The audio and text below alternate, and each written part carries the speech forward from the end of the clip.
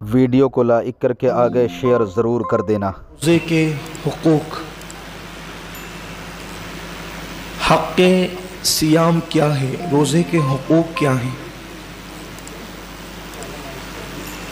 چونکہ اسلام میں تمام روزوں میں سب سے افضل ترین روزے ماہ رمضان شریف کے ہیں۔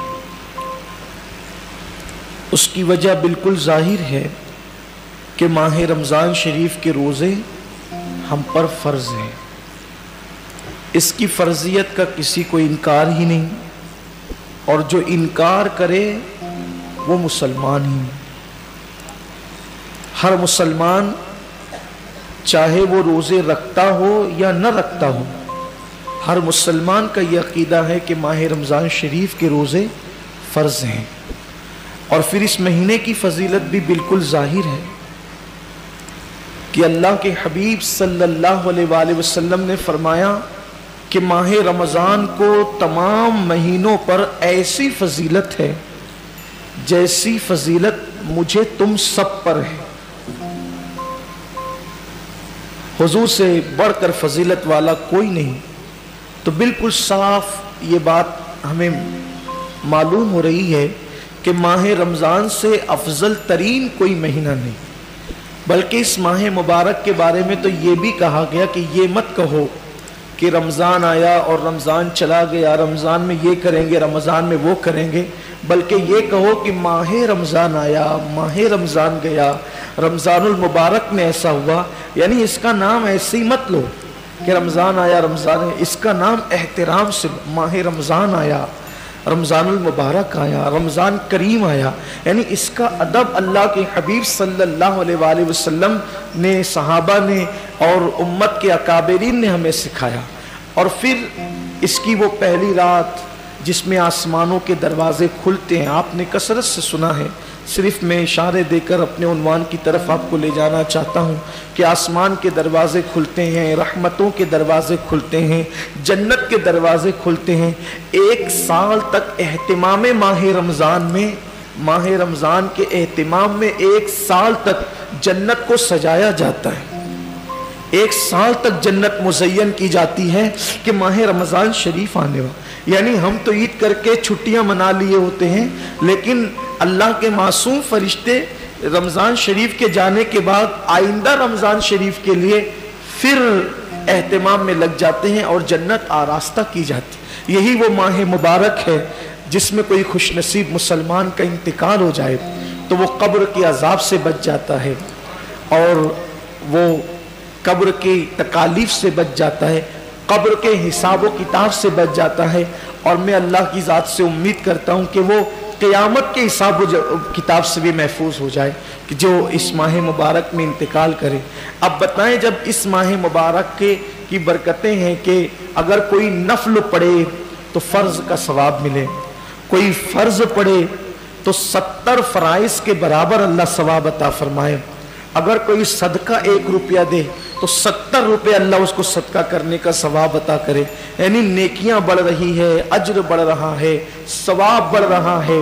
اور پھر اس کی راتیں بے مثال، اس کے دن بے مثال، ہر ساعت دعائیں قبول ہو رہی ہے۔ بستر پہ سو رہے ہیں تو بستر مغفرت کی دعا کر رہا ہے، کپڑے پہن رہے ہیں تو کپڑے مغفرت کی دعا کر رہے ہیں، دسترخوان پر افطار کے وقت بیٹھ رہے ہیں تو دسترخوان دعا کر رہا ہے، فرشتے ہماری دعاؤں پہ آمین کہہ رہے ہیں، فرشتے ہمارے لیے مغفرت کی دعائیں کر رہے ہیں، اللہ کی رحمتوں کی چھما چھم بارش ہے۔ یعنی اس کی فضیلت بیان ہی نہیں ہو سکتی۔ حضور علیہ السلام نے بس اتنا کہہ کر امت کے عقل مندوں کو بتا دیا کہ ماہ رمضان کیا ہے۔ آقا علیہ السلام فرماتے ہیں، جس کو ماہ رمضان کی فضیلت اور اہمیت پتہ چل گئی وہ تمنا کرے گا کہ کاش پورے سال کو رمضان شریف کر دیا جائے۔ یعنی مہینہ رمضان شریف کا نہ ہو بلکہ سال ہی رمضان شریف میں تبدیل ہو جائے۔ اس کی برکتیں یہ ہیں۔ اب جب اس کے عام دن یہ ہے، سنیچر اتوار پیر منگل بدھ یہ ہے، تو پھر اس کا جمعہ کیسا ہے؟ پھر اس کا جمعہ کیسا ہے؟ جیسے ہی جمعرات کا سورج غروب ہوتا ہے اور جمعہ کا چاند گویا طلوع ہوتا ہے، ہر سیکنڈ، ہر لمحہ 60,000 जहन्नमियों की मगफिरत की जाती है। यानी ऐसे लोग जिनके नाम जहन्नम के रजिस्टर में लिख दिए गए, ये जहन्नम में जाएगा, ये जहन्नम में जाएगा, ये जहन्नम, ऐसे लोगों को अल्लाह कहता है इन्हें बख्श दिया, इन्हें बख्श दिया। कितने लोग? एक लम्हे में 60,000 लोग। अब वो पूरे ग्रुप से लेकर ग्रुप तक कितने घंटे होते हैं? 24 घंटे। अब उसमें हर सेकंड गोया हर लम्हा 60,000 बख्शे जाते हैं। लेकिन जब जुमा का आखिरी सेकंड, आखिरी लम्हा आता है, सूरज ग्रुप का वो आखिरी वक्त आता है, तो अल्लाह ने 24 घंटे, सिर्फ समझाने के लिए कह रहा हूं, अल्लाह ने 23 घंटे 59 सेकंड में अल्लाह ने, हालांकि ये सेकंडों का हिसाब हदीस में नहीं है, लेकिन अपने दौर के हिसाब से समझा रहा हूं, उसमें लम्हात का जिक्र है, सातों का जिक्र है, सिर्फ समझाने के लिए कि अल्लाह ने 23 घंटे 59 सेकंड में, हर सेकंड में 60,000 बख्शा, तो 23 घंटे 59 सेकंड में कितने बख्शा? तो जब आखिरी सेकंड, आखिरी सात आती है वो इफ्तार की, जुमा की, तो जितने 23 घंटे 59 सेकंड में बख्शे गए, उनकी तादाद के बराबर आखिरी सेकंड में बख्श दिए जाते हैं। कितनी बड़ी बात है। मैं समझता हूं कोई बचता ही नहीं होगा बख्शिश से। ये वो माह रमजान है, ये वो बरकत वाला महीना है। लेकिन कितने कम नसीब है वो लोग, जो लोग गर्मी का बहाना करके, जो लोग बीमारी का बहाना करके, जो लोग कारोबार का बहाना करके कहते हैं कि मैं रोजा नहीं रख सकता। धूप कितनी है मौलाना, कितनी धूप है, मैं रोजा नहीं रख सकता। वीडियो अगर अच्छा लगा हो तो लाइक करके आगे शेयर ज़रूर कर देना। अल्लाह हाफ़िज़।